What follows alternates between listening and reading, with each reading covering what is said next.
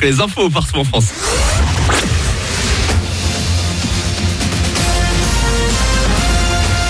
Toute l'actu sur Monaco Menton avec Frédéric Plat. Bonjour, patience pour voir le soleil aujourd'hui, il va falloir attendre la fin de journée.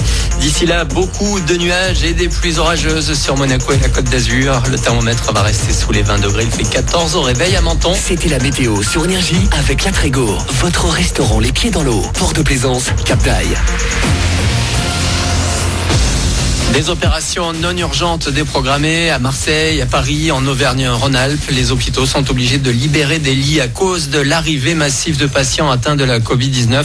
52 000 nouveaux cas positifs ont été comptabilisés hier en France. La deuxième vague touche aussi le reste de l'Europe. Chez nos voisins italiens notamment, les mesures pour tenter d'enrayer la progression de l'épidémie se durcissent. Les bars et restos doivent cesser de servir après 18 heures. À sa petite échelle, Monaco bat aussi des records avec 25 nouveaux cas positifs depuis vendredi. On a passé les 300 personnes touchées par le coronavirus sans principauté. Dans l'actu également, des produits français boycottés dans certains pays musulmans. Un appel qui s'est répandu au Qatar, au Koweït, en Turquie, en Iran ou encore en Jordanie. Ça fait suite aux récents propos d'Emmanuel Macron pour défendre les caricatures de Mahomet accentuées par les dernières tensions avec la Turquie. Le président a joué la carte de l'apaisement dans un tweet hier, rédigé en français, en arabe et en anglais.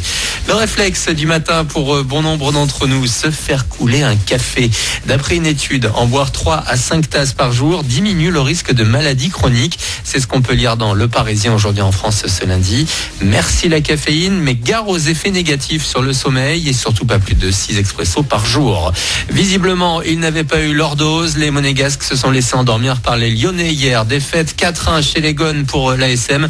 Seul Ben Yedder a marqué pour les Rouges et Blancs lors de cette 8e journée de Ligue 1. On retiendra aussi que Lille a fait match nul 1 partout à Nice, laissant la première place du championnat au PSG à la différence de but.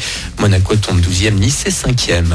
Lui détrône Michael Schumacher. Le pilote anglais Lewis Hamilton a gagné hier au Portugal sa 92e course de carrière. Il devient le nouveau recordman de victoire en Formule 1. Bravo aussi à Charles Leclerc. Le Monégasque a terminé 4e juste devant le Français Pierre Gasly. Puis le sport aujourd'hui et demain, c'est avec les Sportel Awards à Monaco.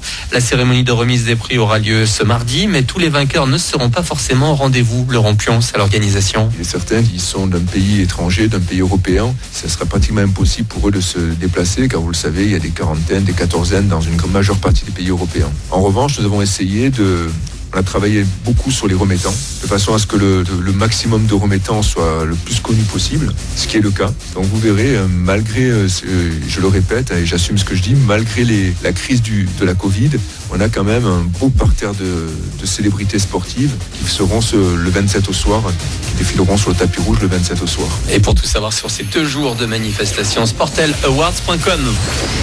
Covid ou pas Covid, la 22e édition des Energy Music Awards aura bien lieu cette année. Elle commence même aujourd'hui avec l'ouverture des votes à midi. Ce lundi sur energy.fr. Vous aurez jusqu'au 4 décembre pour désigner vos artistes préférés.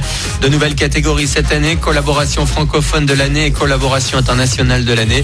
La cérémonie aura lieu le 5 décembre. Non pas depuis Cannes cette année donc, mais à la scène musicale à Paris. Voilà pour votre actu. Bon début de journée à vous avec le best-of de Manu.